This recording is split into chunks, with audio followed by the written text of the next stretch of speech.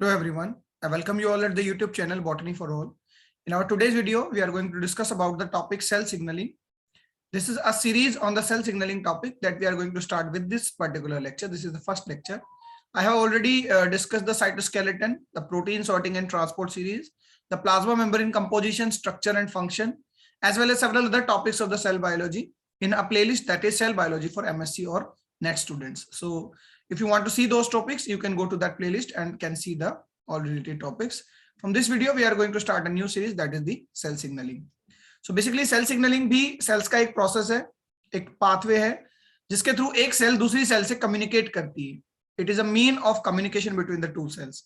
Because कोई भी organism जिसकी organization complex है, जैसे कि animals की बात करें, animals बहुत ज़्यादा complex organism है as compared to bacteria and plants. Because plant multicellular है, ऑर्गन सिस्टम है, लेकिन उनमें कॉन्शियसनेस नहीं है. एनिमल्स जो है मल्टीसेलुलर है और साथ ही साथ कॉन्शियस भी है. नो डाउट कि bacteria prokaryotic single cell organism में स्टिल उनमें भी होती है cell communication, but that is very primitive. Plants में भी सेल सिग्नलिंग प्रिमिटिव है as compare to the animals. तो अकरेंस की अगर मैं बात करूं या अबंडेंस की बात करूं तो सेल सिग्नलिंग एनिमल टिश्यूज में, एनिमल सेल्स में ज्यादा देखने को मिलती है. टिश्यू ऑर्गेनाइजेशन के लिए, उससे हायर ऑर्गेनाइजेशंस के लिए सेल्स का आपस में कम्युनिकेट करना भी बहुत जरूरी है. एक सेल जब दूसरी सेल को इंफॉर्मेशन भेजती है, that information is signal sequence, यानी वो सिग्नल उसको ट्रांसफर कर रही है. इस सिग्नल को हम लीगेंड भी कह सकते हैं. Ligand ligand is that information which a sender cell is sending to the target cell. तो दो तरह की सेल होंगी सेल सिग्नलिंग में. एक सिग्नल सेल जिसने सिग्नल को जेनरेट किया है, या इसको सेंडर सेल कहेंगे, और एक होता है टारगेट सेल जहां तक सिग्नल को भेजना है. तो सिग्नल कोई आईटी फॉर्म में, कोई टेक्स्ट मैसेज या व्हाट्सएप मैसेज नहीं है. सिग्नल एक केमिकल है, कोई एक कंपाउंड जो है उसको रिलीज करता है एक सिग्नल सेल, और टारगेट सेल उसको परसीव करता है, उसको गेन करता है. यूजुअली मोस्ट कॉमनली यही एक मैकेनिज्म होता है, बट कभी कभी सिग्नल सेल और टारगेट सेल भी सेम होते हैं. इनकी प्रॉक्सिमिटी भी अलग अलग होती है. सिग्नल सेल से टारगेट सेल जो है जस्ट नेक्स्ट प्रेजेंट हो सकती है, लॉन्ग डिस्टेंस पे प्रेजेंट हो सकती है, शॉर्ट डिस्टेंस पे प्रेजेंट हो सकती है, या बिल्कुल कांटेक्ट में भी हो सकती है कि ये सेंडर सेल है, ये टारगेट सेल है. तो उस केस में कोई सिग्नल मॉलिक्यूल जनरेट नहीं करना पड़ेगा, यानी उसको सीक्रेट नहीं करना पड़ेगा. सिग्नल मॉलिक्यूल तो होगा इस सेल पर बिल्कुल यहां, और दूसरी सेल पर यहां रिसेप्टर होगा, उसको रिसीव करेगा. लेकिन उस केस में सिग्नल मॉलिक्यूल को रिलीज करने की जरूरत नहीं पड़ेगी. तो इनमें काफी सारे वेरिएशन या काफी सारे केसेस हो सकते हैं. पर्टिकुलरली लीगेंड का मतलब है सिग्नल मॉलिक्यूल, या वो सिग्नल जो जनरेट किया जा रहा है. अभी हम सिग्नल मॉलिक्यूल्स को भी पढ़ेंगे. तो एक चीज हो गई लीगेंड, दूसरा हो गई सेंडर सेल. इसको सिग्नल सेल भी कहते हैं जिस सेल ने सिग्नल रिलीज किया है. थर्ड है रिसेप्शन. तो रिसेप्शन के लिए रिसेप्टर है. टारगेट सेल जिस पर वो सिग्नल मॉलिक्यूल आएगा उसको रिसीव करेगा एक रिसेप्टर से. अब जैसे ही रिसीविंग हो जाएगी तो इस सिग्नल मॉलिक्यूल के पास इंफॉर्मेशन है कि फर्स्ट सेल ने, सिग्नल सेल ने टारगेट सेल को वो इंफॉर्मेशन भेजी किस लिए. तो जिस भी काम के लिए वो इंफॉर्मेशन भेजी है वो काम अब टारगेट सेल करेगी, यानी टारगेट सेल में वो काम कराना है. वो काम कराने के लिए अंदर बहुत सारे प्रोटीन्स, इफेक्टर प्रोटीन्स एक्टिवेट होंगे. तो ये सब चीजें एकदम क्लियर होते जाएंगी. एक वाली बेसिक्स है. सेल सिग्नलिंग हर एक मेटाबॉलिक पाथवे में, इवन सेल साइकिल में, हार्मोनल एक्शन में, इम्यून रिस्पॉन्स में, बहुत तरह के जो मैकेनिज्म होते हैं किसी भी एक ऑर्गेनिज्म के अंदर, मेटाबॉलिक प्रोसेस, सब में जो है रिक्वायरमेंट है सेल सिग्नलिंग की. कुछ स्पेसिफिक टाइप के सेल सिग्नलिंग पाथवे हम पढ़ेंगे, जो है पर्टिकुलर पाथवेज हैं, या जिन्हें हम केस स्टडीज कह सकते हैं, जो डिजीज से रिलेटेड है, इम्यून रिस्पॉन्स से रिलेटेड है, जंक्शंस से रिलेटेड है. तो जैसे जैसे हम वो पाथवेज पढ़ते जाएंगे ये टॉपिक और क्लियर होता जाएगा कि सेल सिग्नलिंग बेसिकली है क्या. So over and all, it is a type of communication between the cells so that the fidelity or the integration of the cells or tissues can be maintained. Cell कैसे respond करती है environment से, वो भी cell signalling है. कि उसका internal environment या एक्सटर्नल एनवायरनमेंट, बाहर से जो भी सिग्नल आ रहे हैं उनको वो कैसे रिस्पॉन्ड करती है, ये भी सेल सिग्नलिंग है. अकरेंस हम पहले ही बात कर चुके हैं कि बैक्टीरिया, प्लांट, एनिमल सब में सेल सिग्नलिंग होती है.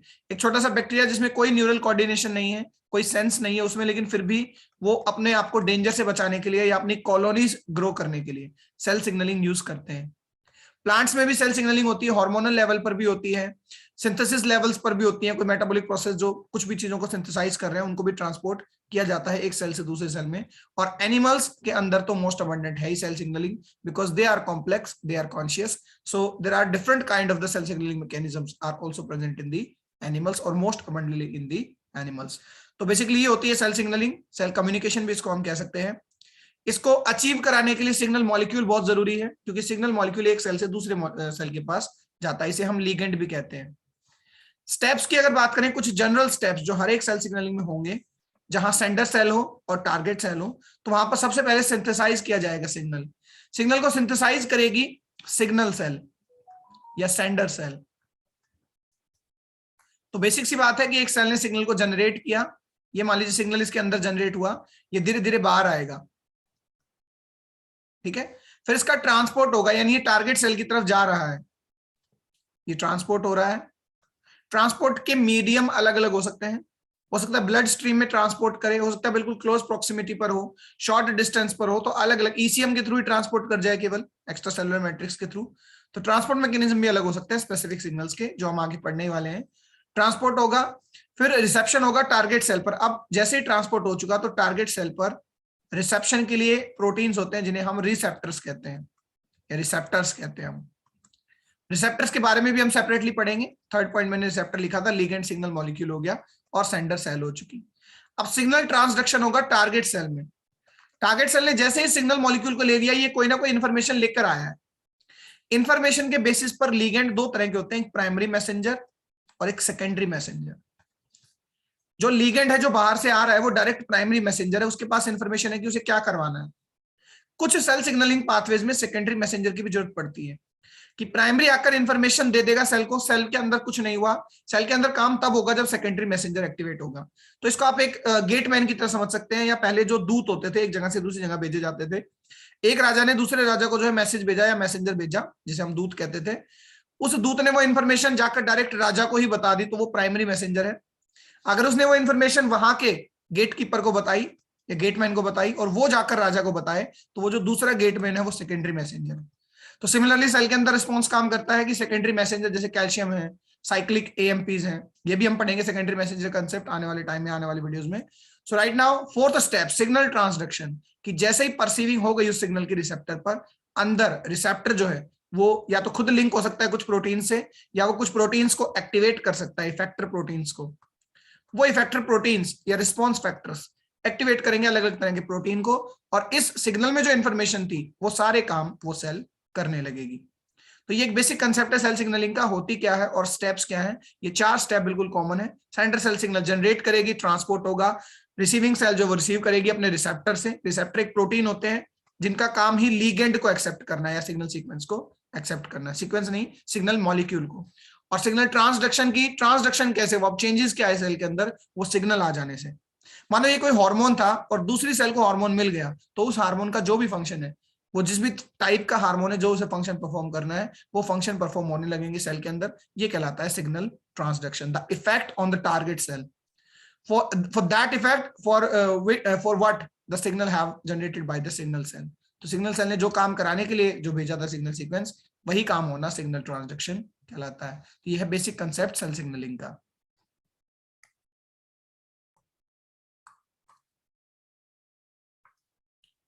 बात करते हैं सिग्नल मॉलिक्यूल्स की, जिन्हें हम लिगेंड भी कहते हैं। ओके, तो सिग्नल मॉलिक्यूल्स या लिगेंड जिनको जनरेट करेगी सिग्नल सेल, ये एक तरह के केमिकल मॉलिक्यूल्स हैं। कोई आइट इन्फॉर्मेशन नहीं कि मैसेज है सेल के पास, उसने वो मैसेज भेज दिया दूसरी सेल को कि आपको ये काम करना है। वो मैसेज इन रियली में केमिकल फॉर्म है, केमिकल है, जिसे हम सिग्नल मॉलिक्यूल या लिगेंड कहते हैं। ये ligand usually low molecular weight के हेटेरोजेनस कंपाउंड है, यानी अलग अलग नेचर के ये कंपाउंड होते हैं। इनका बायोकेमिकल नेचर फिक्स नहीं है कि ये प्रोटीन हो या ये लिपिड हो या ये कार्बोहाइड्रेट हो। ये यूजुअली प्रोटीन हो सकते हैं, पेप्टाइड हो सकते हैं, अमाइनो एसिड हो सकते हैं, कोई लिपिड मॉलिक्यूल हो सकता है, लिपिड के डेरिवेटिव यानी विटामिन हो सकते हैं, स्टीरॉइड्स हो सकते हैं। स्टीरॉइड में भी बेसिकली स्टीरॉइड हार्मोन्स हो सकते हैं या नॉन स्टीरॉइड हार्मोन्स हो सकते हैं, यानी सेक्स हार्मोन भी हो सकते हैं, और नॉन स्टीरॉइड हार्मोन जैसे थायराइड हार्मोन भी हो सकता है। न्यूरोट्रांसमीटर्स हो सकते हैं, ठीक है, प्रोटीन हार्मोन जिनका नेचर प्रोटीन है वो भी हो सकते हैं। सरफेस प्रोटीन हो सकते हैं सेल के, या एक्स्ट्रा सेलुलर मैट्रिक्स के भी प्रोटीन हो सकते हैं। तो ये तो बायोकेमिकल फॉर्म थे। कुछ गैसेस भी सिग्नल मॉलिक्यूल का काम करती हैं, कि मान लीजिए ये टारगेट सेल है, इस पर किसी दूसरी सेल ने सिग्नल नहीं भेजा, लेकिन इस पर कोई गैस आई है जैसे नाइट्रिक ऑक्साइड या कार्बन मोनोऑक्साइड, तो ये भी एज ए स्टिमुलस सेल के अंदर कोई ना कोई सिग्नल ट्रांसडक्शन कॉज कर सकते हैं। इनके भी रिसेप्टर हो सकते हैं, गैसेस के भी रिसेप्टर हो सकते हैं।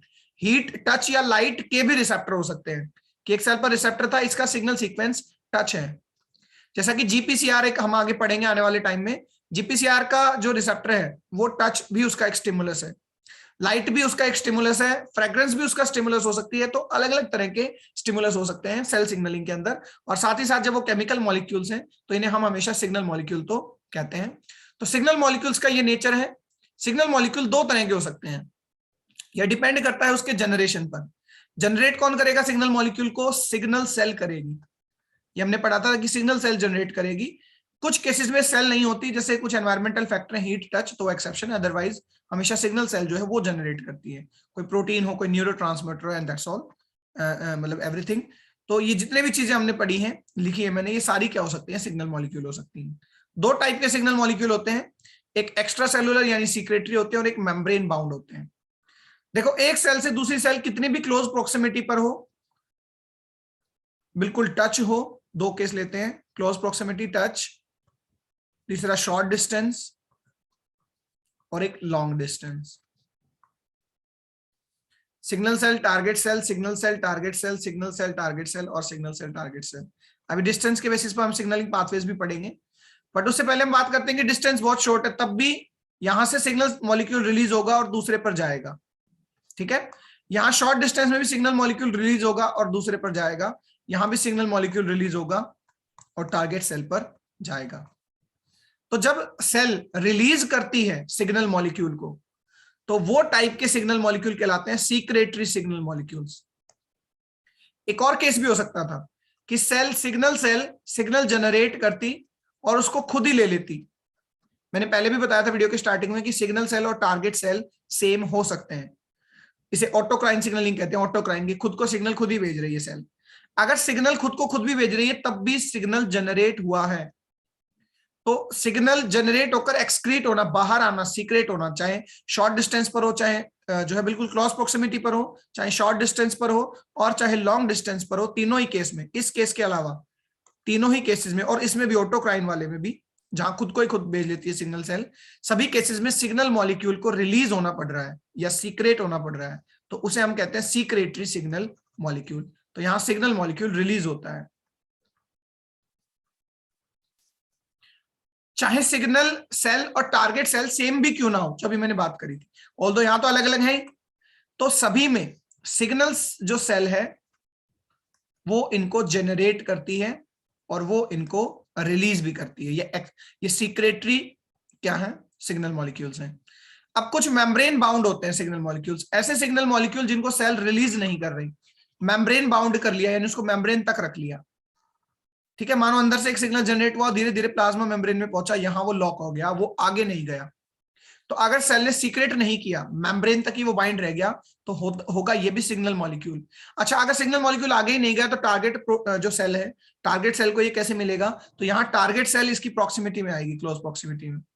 टारगेट सेल खुद यहाँ आ गई और इस सिग्नल मॉलिक्यूल के थ्रू वो सिग्नल सेल और टारगेट सेल जो है वो बाइंड हो गए, वो जो है बाइंड हो गए। तो इस तरह के जो सिग्नल सीक्वेंस है जिन्हें सेल प्रोड्यूस करती है, इंटरनली करेगी, क्योंकि देखो एक्सटर्नली तो हो नहीं रहा वो, या वो बाहर जा नहीं रहा, प्रोड्यूस तो अंदर ही होता है एक्स्ट्रा सेलुलर में भी, लेकिन बाहर कहीं जा नहीं रहा है ये, तो ये इंट्रा सेलुलर ही है, या ये मेम्ब्रेन बाउंड सिग्नल मॉलिक्यूल है। इस केस में सिग्नलिंग जो है वो शॉर्ट डिस्टेंस, लॉन्ग डिस्टेंस या क्लोज प्रोक्सिमिटी में नहीं हो सकती, बिल्कुल टच होना पड़ेगा दोनों सेल्स को, तभी हो पाएगी। क्योंकि ऐसी सिग्नल सेल जिसका मॉलिक्यूल उसके मेम्ब्रेन पर है, टारगेट सेल को उसके पास आना पड़ेगा ताकि वो उस सिग्नल मॉलिक्यूल को गेन कर सके, किसी तरह का जंक्शन बनाकर, किसी तरह का एडिशन करके, कि चाहे वो प्रोटीन से प्रोटीन जोड़े या प्रोटीन से ग्लाइकोप्रोटीन्स को एडेर कराए, या वो आपस में जंक्शंस बनाए, whatever be the mechanism. Contact dependent signalling होगी वो, कॉन्टैक्ट डिपेंडेंट सिग्नलिंग। तो सिग्नल मॉलिक्यूल जब स्पेशली मेम्ब्रेन बाउंड होगा ना, यानी वो रिलीज नहीं होगा, तो टारगेट प्रोटीन, टारगेट सेल को ही आना पड़ेगा, नॉट प्रोटीन। उस केस में जो सिग्नलिंग होती है वो कॉन्टैक्ट डिपेंडेंट सिग्नलिंग कहलाती है, या इसे हम जक्स्टाक्राइन सिग्नलिंग भी कहते हैं। अभी हम पाथवे पढ़ेंगे, वहां फिर इसका जिक्र करेंगे। जक्स्टाक्राइन सिग्नलिंग केवल और केवल मेम्ब्रेन बाउंड मॉलिक्यूल्स के लिए होगी, या हम उल्टा भी कह सकते हैं कि मेम्ब्रेन बाउंड जो सिग्नलिंग मॉलिक्यूल है, सेल ने जिनको मेम्ब्रेन पर ही बाउंड कर लिया, जो सीक्रेट नहीं किए गए, उनकी जो सिग्नलिंग होती है वो कॉन्टैक्ट डिपेंडेंट है, दूसरी सेल को आना ही पड़ेगा। और जो मॉलिक्यूल रिलीज हो जाते हैं, चाहे बिल्कुल पास वाली सेल को मिले, चाहे थोड़ी दूरी पर मिले, या उससे भी ज्यादा दूरी पर वो जाए, जैसे कि हार्मोन्स, तो वो सभी जो सेल ने सीक्रेट कर दिए मॉलिक्यूल्स, वो कहलाते हैं सीक्रेटरी सिग्नल मॉलिक्यूल्स। तो दो तरह के सिग्नल मॉलिक्यूल होते हैं, सीक्रेटरी और मेम्ब्रेन बाउंड। जो मोस्ट अबंडेंट है वो है सीक्रेटरी, ज्यादातर जो सिग्नल मॉलिक्यूल है वो सीक्रेटरी है। सिग्नल सेल उनको रिलीज करती है, टारगेट सेल उनको गेन कर लेती है, तो इन्हें एक्स्ट्रा सेलुलर सिग्नल मॉलिक्यूल्स भी कहते हैं या सीक्रेटरी सिग्नल मॉलिक्यूल्स कहते हैं। इनके बारे में हम पढ़ते हैं फर्दर, इनका क्लासिफिकेशन और कुछ एग्जांपल्स। ये बात करते हैं हम एक्स्ट्रा सेलुलर सिग्नल मॉलिक्यूल्स की, यानी सीक्रेटरी सिग्नल मॉलिक्यूल जो सिग्नल सेल रिलीज करती है और टारगेट सेल उसको गेन करेगी। यानी सेल बिल्कुल कांटेक्ट में नहीं हो सकते, सेल जो है वो या तो क्लोज प्रॉक्सिमिटी पर है या उससे थोड़े से डिस्टेंस पर या बहुत लॉन्ग डिस्टेंस पर प्रेजेंट है। तो इस तरह की सिग्नलिंग में ये खासियत है कि एक तो ये मोस्ट अबंडेंट है, मैंने पहले भी बताया था कि ज्यादातर जो सिग्नल मॉलिक्यूल है वो सीक्रेटरी होते हैं, यानी वो सिग्नल सेल रिलीज करती है और टारगेट सेल पर जाते हैं। सिग्नल सेल जो इनको रिलीज और सिंथेसाइज करेंगी, जो ऐसे सिग्नल मॉलिक्यूल होते हैं जिनको सेल रिलीज करती है, इनका ज्यादातर का नेचर जो होता है वो लिपिड का डेरिवेटिव होते हैं ये, और वो भी आइकोसाइनोइड्स नेचर के ही होते हैं। आइकोसाइनोइड्स एक बायोकेमिकल्स की क्लास है, एक बेसिकली बायोमोलिक्यूल का एक क्लास है जिसमें प्रोस्टग्लैंडिन्स, ठीक है, प्रोस्टासाइक्लिन्स, थ्रोम्बोक्सिन्स या ल्यूकोट्राइन्स, ये टाइप ऑफ आइकोसाइनोइड्स हैं जो अलग अलग पाथवे के थ्रू सिंथेसाइज होते हैं। आइकोसाइनोइड्स खुद जो है वो एक फैटी एसिड के डेरिवेटिव है, या इनसे ये बनते हैं, जो है सक्सीडर है इनके, ये एरिकिडोनिक एसिड एक फैटी एसिड है, उससे खुद आइकोसाइनोइड्स बनते हैं। तो ज्यादातर सिग्नल मॉलिक्यूल जो सेल रिलीज करती है उनका नेचर है कि वो लिपिड के डेरिवेटिव है। इसके अलावा हमने जैसा कि पीछे पढ़ाई था कि वो प्रोटीन हो सकते हैं, वो हार्मोन हो सकते हैं, ठीक है, वो किसी तरह का टच हीट स्टिमुलस हो सकता है, या वो गैसेस भी हो सकते हैं, बट मोस्टली जो होते हैं वो लिपिड डेरिवेटिव होते हैं, वो भी आइकोसाइनोइड्स। ऑल्दो लिपिड नेचर के हैं बट स्टिल हाइड्रोफिलिक होते हैं ज्यादातर, सभी नहीं है, कुछ लिपोफिलिक भी हैं। लेकिन सिग्नल मॉलिक्यूल में भी मोस्टली सिग्नल मॉलिक्यूल एक्सक्रीटरी या एक्स्ट्रा सेलुलर। एक्स्ट्रा सेलुलर में भी ज्यादातर जो है दो टाइप के होंगे, या तो ये हाइड्रोफिलिक होंगे या ये लिपोफिलिक होंगे, तो मोस्टली हाइड्रोफिलिक होते हैं। अब ये कंसेप्ट क्यों काम आएगा, ये कंसेप्ट तब काम आएगा जब हम देखेंगे कि वो टारगेट सेल पर बाइंड कहां करेंगे। ये सिग्नल सेल है, इसने ये सिग्नल मॉलिक्यूल भेज दिया, ऑफ कोर्स भेजा जा रहा है सीक्रेटरी, इसका मतलब एक्स्ट्रा सेलुलर है। टारगेट सेल इसको गेन करेगी, टारगेट सेल इसको दो जगह से गेन कर सकती है। अगर ये मॉलिक्यूल हाइड्रोफिलिक है तो ये प्लाज्मा मेम्ब्रेन क्रॉस नहीं करेगा, सेल सरफेस के जो रिसेप्टर हैं, हम रिसेप्टर भी पढ़ेंगे तब और अच्छे से कंसेप्ट क्लियर होगा। सेल के सरफेस पर जो रिसेप्टर हैं वो रिसेप्टर हाइड्रोफिलिक मॉलिक्यूल को लेंगे, क्योंकि हाइड्रोफिलिक सिग्नल मॉलिक्यूल अंदर नहीं जा पाएगा। जबकि अगर यही सिग्नल मॉलिक्यूल अगर लिपोफिलिक है तो यूजुअली ज्यादा स्मॉलर लिखा है मैंने, लिपोफिलिक वाले ज्यादा स्मॉलर होते हैं, वो इजीली क्रॉस कर जाते हैं प्लाज्मा मेम्ब्रेन को और सेल के अंदर चले जाते हैं, टारगेट सेल के। इसका मतलब अब सेल के अंदर कोई रिसेप्टर हो, कोई माइटोकॉन्ड्रिया पे हो, कोई न्यूक्लियस में हो, कोई गोल्जी में हो बेसिकली, तो वहां जाकर ये बाइंड करेंगे। तो इंट्रासेलुलर रिसेप्टर पर बाइंड करेगा लिपोफिलिक, सेल के अंदर चला जाएगा। जबकि हाइड्रोफिलिक जो सबसे ज्यादा है, तो सिग्नल मॉलिक्यूल में भी एक्स्ट्रा सेलुलर ज्यादा, एक्स्ट्रा सेलुलर में भी हाइड्रोफिलिक ज्यादा, तो ज्यादातर लिगेंड की बाइंडिंग रिसेप्टर पर ही होती है। कौन सा रिसेप्टर? जो सेल के सरफेस पर है। तो सेल का सरफेस का रिसेप्टर ही हाइड्रोफिलिक वाले सिग्नल मॉलिक्यूल्स को गेन करता है, लिपोफिलिक वाले अंदर चले जाते हैं। अंदर भी दो प्रोबेबिलिटी होती है, या तो साइटोसोल के रिसेप्टर्स, अब साइटोसोल में कोई भी ऑर्गेनेली हो सकती है, या न्यूक्लियस के रिसेप्टर। अंदर जाकर भी ये लिपोफिलिक वाला मॉलिक्यूल जो अंदर जाएगा इंट्रासेलुलरली, ये हम रिसेप्टर में भी डिस्कस करेंगे, वो न्यूक्लियस से भी बाइंड कर सकता है और वो जाकर अंदर साइटोसोल के भी किसी रिसेप्टर से बाइंड कर सकता है। और जो हाइड्रोफिलिक है, मोस्ट कॉमन जो है, वो हमारे बाइंड करते हैं हमेशा सेल सरफेस रिसेप्टर से, क्योंकि वो प्लाज्मा मेम्ब्रेन को क्रॉस नहीं कर सकते। तो टोटल दो तरह के एक्स्ट्रा सेलुलर मॉलिक्यूल हैं। एक बार जब सेल का लिगेंड उसे बाइंड कर लेगा रिसेप्टर, टारगेट सेल का रिसेप्टर जब सिग्नल मॉलिक्यूल को ले लेगा तो फिर सिग्नल ट्रांसडक्शन होगा, यानी ये सेल, मान लीजिए सेल सरफेस रिसेप्टर है, इसने ये लिगेंड ले लिया, तो अंदर की तरफ चेंजेस आएंगे, वो चेंजेस आएंगे इफेक्टर प्रोटीन्स को एक्टिवेट करके। मानो ये कोई हार्मोन आया था जिसने अंदर सिग्नल देना था कि ये सेल की ग्रोथ कराएगा, तो इस लिगेंड के आने पर अंदर ग्रोथ कराने वाले हार्मोन्स एक्टिवेट हो जाएंगे, तो उनको एक्टिवेट करने का काम इफेक्टर प्रोटीन्स करेंगे, या वो मॉलिक्यूल जो ग्रोथ करानी है मान लीजिए, तो उनको काम कराने का काम इफेक्टर प्रोटीन करेंगे जो इस लिगेंड के आने पर काम करते हैं। तो ये इफेक्टर प्रोटीन साइटोस्केलेटन के प्रोटीन हो सकते हैं, ये कोई अंदर प्रोटीन हो सकता है दूसरा, या कोई एक ट्रांसक्रिप्शन फैक्टर हो सकता है। ट्रांसक्रिप्शन फैक्टर एक्टिवेट हो गया तो ऑफ कोर्स हम जानते हैं ट्रांसक्रिप्शन फैक्टर ट्रांसलेशन या ट्रांसक्रिप्शन करके प्रोटीन ही बनाता है, और वो प्रोटीन अपना काम कर लेंगे। तो लिगेंड आने पर जो अंदर सिग्नल ट्रांसडक्शन होती है, जो कि हम आगे पाथवेज में डिस्कस करेंगे, वो अलग अलग तरह की हो सकती है। जो भी रिस्पॉन्स इस लिगेंड ने शो करना है, अब वो रिस्पॉन्स शो किया जाएगा। ये सिग्नल ट्रांसडक्शन है, ये हमने पहले भी डिस्कस करी थी। एक एरिया है जहां से क्वेश्चन आते हैं, यूजुअली पूछा जाता है कि लिपोफिलिक सिग्नल मॉलिक्यूल कौन से हैं और हाइड्रोफिलिक कौन से हैं। तो जो लिपोफिलिक है वो बाइंड मतलब अंदर चले जाएंगे टारगेट प्रोटीन्स के, तो वो सेल सरफेस रिसेप्टर पर नहीं, वो इंट्रासेलुलर रिसेप्टर्स पर बाइंड करेंगे अंदर, या तो न्यूक्लियस के रिसेप्टर्स पर या साइटोसोल में किसी रिसेप्टर से वो बाइंड करेंगे। कौन? लिपोफिलिक। और जो हाइड्रोफिलिक होंगे वो प्लाज्मा मेम्ब्रेन क्रॉस नहीं करेंगे, तो मजबूरन उनको सेल के सरफेस रिसेप्टर से ही बाइंड करना पड़ेगा। तो ज्यादातर यही क्लास होती है, मोस्टली हाइड्रोफिलिक होते हैं। ठीक है, वाटर लविंग।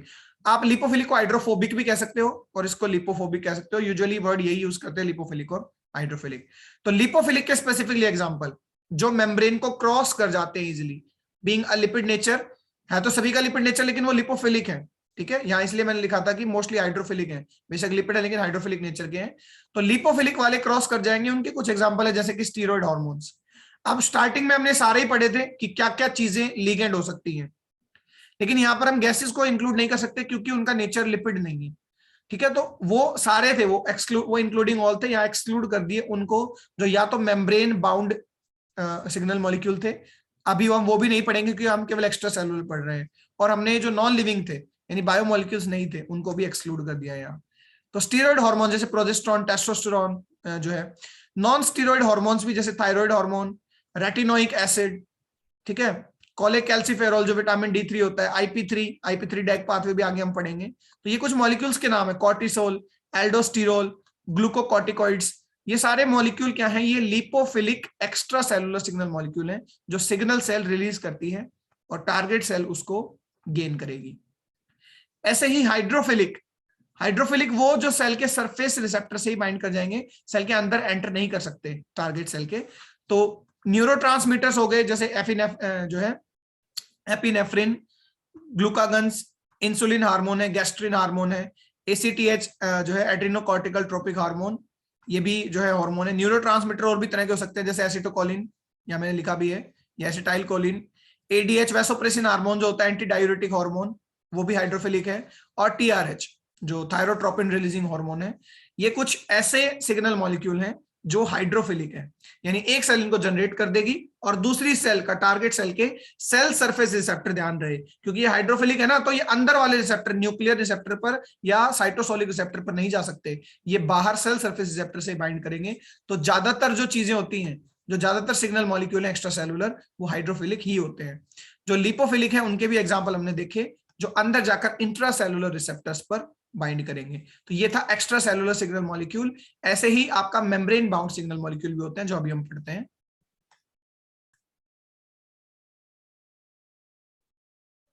मोस्टली जो सिग्नलिंग मॉलिक्यूल होते हैं वो एक्स्ट्रा सेलुलर है, वो सीक्रेटरी हैं कि सिग्नल सेल उन्हें जनरेट करती है और वो पास ऑन टारगेट प्रोटीन के पास हो जाते हैं, not target protein, target cell के पास। तो एक और सिग्नल मॉलिक्यूल की क्लास है मेम्ब्रेन बाउंड। इसको मैंने पहले भी बताया था, जो मेम्ब्रेन पर ही बाउंड रहते हैं, सीक्रेट नहीं होंगे, प्रोड्यूस होंगे और मेम्ब्रेन पर बाउंड रह जाएंगे। उस केस में अब टारगेट सेल को यहां पर आना पड़ेगा खुद। मान लीजिए यहाँ ये बाउंड रह गया, ये टारगेट सेल आई, टारगेट सेल आकर अपने किसी प्रोटीन से इसके थ्रू बाइंड होगी। तो वो प्रोटीन जरूरी नहीं है रिसेप्टर ही हो, वो डायरेक्ट कांटेक्ट कर सकता है इसके साथ। मानो ये एक सेल है, उस पर ये कोई प्रोटीन है, ये अभी सिंथेसाइज किया हुआ सिग्नलिंग मॉलिक्यूल है। दूसरी सेल ने आकर यहाँ इससे एक प्रोटीन से बाइंड किया, सिंपली वो रिसेप्टर जरूरी नहीं था। तो यहाँ कांटेक्ट होना बहुत जरूरी है, यानी ये कांटेक्ट डिपेंडेंट है। इस केस में क्लोज प्रोक्सिमिटी भी, आपस में दूर है सेल तब भी काम नहीं कर सकता, सेल को कांटेक्ट में ही आना पड़ेगा, तभी सिग्नलिंग सेल का सिग्नल मॉलिक्यूल सेंस कर पाएगी टारगेट सेल अपने प्रोटीन से। तो ये कांटेक्ट डिपेंडेंट है। इस तरह की स्पेशल सिग्नलिंग जहां दो सेल्स टच में रहकर काम करते हैं, ये जक्स्ट्राक्राइन सिग्नलिंग कहलाती है। अभी हम कुछ सिग्नलिंग पाथवे पढ़ेंगे, वहां ये फिर हम रिपीट करेंगे। तो जक्स्ट्राक्राइन सिग्नलिंग में कभी भी सीक्रेटरी जो है सिग्नल मॉलिक्यूल नहीं है। जो सिग्नल मॉलिक्यूल है वो मेम्ब्रेन बाउंड सिग्नल मॉलिक्यूल है, जिसे हम इंट्रासेलुलर भी कहते हैं। ये अभी सेल में ही है, एक्स्ट्रा सेलुलर बाहर ये नहीं गया। ऐसा हो सकता था कभी कभी, देखो एक्स्ट्रा सेलुलर में कि मॉलिक्यूल बाहर जाए और खुद इसी सेल पर वापस आ जाए, तब भी हम कहेंगे कि वो एक्सक्रीटरी हैं या वो सीक्रेटरी हैं, क्योंकि वो बाहर गए थे, बट यहाँ मेम्ब्रेन में ही वो बाइंड रह गए। तो इनके जो रिसेप्टर प्रोटीन होते हैं वो टारगेट सेल या एडजेसेंट सेल पे ही होते हैं, क्योंकि एडजेसेंट सेल ही है जो वो टारगेट है। कोई जो इनके बीच में डिस्टेंस नहीं है, बिल्कुल क्लोज कॉन्टैक्ट में, यानी कॉन्टैक्ट डिपेंडेंट है। कुछ एग्जांपल्स हैं, जैसे नॉच सिग्नलिंग जो होती है, ज्यादातर डेवलपमेंटल बायोलॉजी में, एक तो सिग्नल जितनी भी होंगी, ज्यादातर डेवलपमेंटल बायोलॉजी सिग्नलिंग्स में जहां डेवलपमेंट हो रही होती है किसी भी एनिमल की, वहां जो है जक्स्टाक्राइन सिग्नलिंग देखने को मिलती है, यानी सेल्स बिल्कुल कांटेक्ट में रहते हुए सिग्नलिंग करते हैं। कैडरिन सिग्नलिंग में जब सेल जंक्शन बनता है तो कैडरिन और कैडरिन एक सेल एडिशन मॉलिक्यूल है, वो दूसरे कैडरिन से लिंक होता है, तो एक का जो कैडरिन है वो सिग्नल मॉलिक्यूल की तरह बिहेव करता है, दूसरे का रिसेप्टर की तरह बिहेव करता है। जो नॉच सिग्नलिंग है, इसमें भी एक नॉच प्रोटीन जो है वो दूसरे सेल के साथ ऐसे लिंक करता है एडजेसेंट सेल के साथ ही, तो ये न्यूरल डेवलपमेंट में जरूरी है नॉच सिग्नलिंग। इसके अलावा ग्रोथ फैक्टर्स भी नर्व सेल्स के, ठीक है, या साइटोकाइंस जो इम्यून सेल्स होती है उनमें भी देखने को मिलता है। साइटोकाइंस इम्यून सेल नहीं है, जो इम्यून सेल होती हैं जैसे टी लिम्फोसाइट्स, बी लिम्फोसाइट, ठीक है, या मैक्रोफाजेस, जो इम्यून सेल्स होती है उनके अंदर एक प्रोटीन बनता है साइटोकाइन। साइटोकाइन एक प्रोटीन है, लगभग 5 से लेकर 15 किलो डाल्टन इसका वेट होता है, यानी बहुत हैवी एक प्रोटीन नहीं है ये साइटोकाइन। साइटोकाइन प्रोटीन अलग अलग तरह के होते हैं, यहां मैंने लिखा भी है, ये कीमोकाइंस हो सकते हैं, इंटरफेरोन्स हो सकते हैं, इंटरल्यूसिन्स हो सकते हैं, ल्यूकिन्स, ट्यूमर नेक्रोसिस फैक्टर हो सकते हैं, और लिम्फोकाइंस हो सकते हैं। ध्यान रहिए ग्रोथ फैक्टर नहीं होते साइटोकाइन, ये अलग अलग टाइप के मॉलिक्यूल हैं जो मदद करते हैं उस सेल को इम्यून रिस्पॉन्स जनरेट करने में। तो खुद ये प्रोटीन है, और इन प्रोटीन्स को रिलीज कौन करता है? इम्यून सेल्स करती हैं, जैसे किलर सेल्स हो गई, या आपके लिम्फोसाइट्स हो गए, या मैक्रोफाजेस हो गए। तो साइटोकाइन प्रोटीन जो है, ये भी जब एक सेल इसको जनरेट करती है और मेम्ब्रेन में सरफेस पर रख लेती है, ठीक है, उसके बाद दूसरी टारगेट सेल आती है और इनके बीच में कांटेक्ट बनता है, तो इस तरह की जो सिग्नलिंग है जस्टाक्राइन सिग्नलिंग कहलाती है, जहां मेम्ब्रेन बाउंड सिग्नलिंग मॉलिक्यूल जो वो यूज किए जाते हैं। तो सिग्नल मॉलिक्यूल दो तरह के हमने पढ़े, एक एक्स्ट्रा सेलुलर जो सीक्रेटरी है, एक इंट्रा सेलुलर जो मेम्ब्रेन तक है। एक्स्ट्रा सेलुलर में हमने हाइड्रोफिलिक पढ़े और हाइड्रोफोबिक, या हम कहें लिपोफिलिक हमने पढ़े। लिपोफिलिक क्रॉस कर जाएंगे, इंट्रा सेलुलर रिसेप्टर से बाइंड करेंगे, जबकि जो हाइड्रोफिलिक है वो सेल सरफेस रिसेप्टर से ही बाइंड करेंगे। अब हम देखते हैं कुछ सिग्नलिंग पाथवेज की डिस्टेंस के अकॉर्डिंग, एक सिग्नल सेल और टारगेट सेल के बीच में कितना डिस्टेंस है, उसके अकॉर्डिंग कुछ पाथवेज हैं सेल सिग्नलिंग के, that we will study now. For those pathways, we will see the next part of this video, that is the cell signaling part 2. You can find out the link in the description.